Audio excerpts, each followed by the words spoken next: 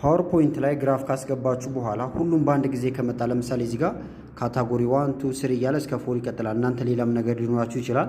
ሁሉም ከታየ ግን ለተመልካቾቻችሁ ሳቢ ላይሆን ይችላል። ስለዚህ መጀመሪያ ይሄ ይታያል፣ ቀጥሎ ይሄ እያላችሁ በቅደም ተከተል እንዲመጣ ማድረግ ትችላላችሁ። ከዛ በፊት ግራፍ አገባብ ላሳያችሁና ይህን ደግሞ አኒሜሽኑን በቀላሉ እንዴት መስራት እንደምትችሉ እናያለን።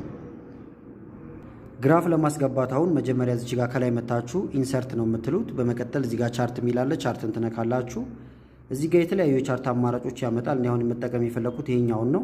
ቻርቱ በዚህ መልክ መጣ። ከዛ እዚህ ጋር የራሳችሁን የተለያዩ እንትኖች ማስገባት ትችላላችሁ ማለት ነው። ለምሳሌ ይሄ ካታጎሪ 1 ይላል፣ ከላይም ካታጎሪ 1 ይላል። እዚህ ጋር እንደምታዩት እንደ ምሳሌ አሁን ይሄ ኤዲ ብዬ ለምሳሌ ይሄኛውን ኤዲዲ ብዬ ሞላሁት። እዚህ ጋር የራሳችሁን ቁጥሮች ማስገባት ይቻላል።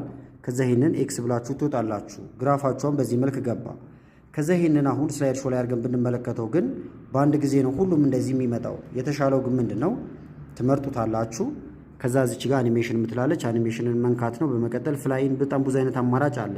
ለምሳሌ እኔ ፍላይን የሚለው ላይ ላርገው። በዚህ መልክ መጥቷል። ነገር ግን አሁንም ሁሉም እኩል ነው የሚሄዱት። ለየብቻ እንዲመጡላችሁ ኢፌክት ኦፕሽን የሚል አለ። እዚህ ጋር ይሄን ትነኩና ለምሳሌ በካታጎሪ ማየት ከፈለጋችሁ በካታጎሪ የሚለውን ስትነኩ በአንድ ጊዜ እንደዚህ ያደርገዋል እንደምታዩት። በኤሌመንት ከፈለጋችሁ ደግሞ እዚች ጋር አሁን ወረድ እንበልና ኢፌክት የምትለው ዋጋ ዝቅ እንበል።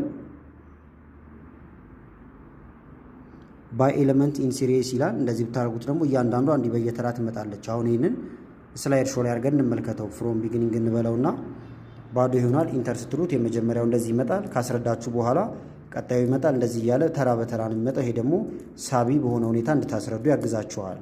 ቪዲዮ ከተመቻችሁና በቀጣይ እንዲህ አይነት ቪዲዮዎች እንሰራላችሁ ከፈለጋችሁ ቪዲዮ ላይ ኮፒ ሊንክ በማድረግ ለዚሁም ኮሜንት ላይ አንድ ቁጥርን በመጻፍ አሳውቁኝ። ሰፋ ያሉ ቪዲዮዎችም ከፈለጋችሁ ቲክቶክ ባይ ላይ የዩቲዩብ ምልክት አለ። እሱን ነክታችሁ ስገቡ ቀጥታ ወደ አድናቆት ቲቪ ይወስዳችኋል። እዛ ላይም ሰፋ ያሉ ቪዲዮዎችን ማግኘት ትችላላችሁ። አመሰግናለሁ በጣም ቻው።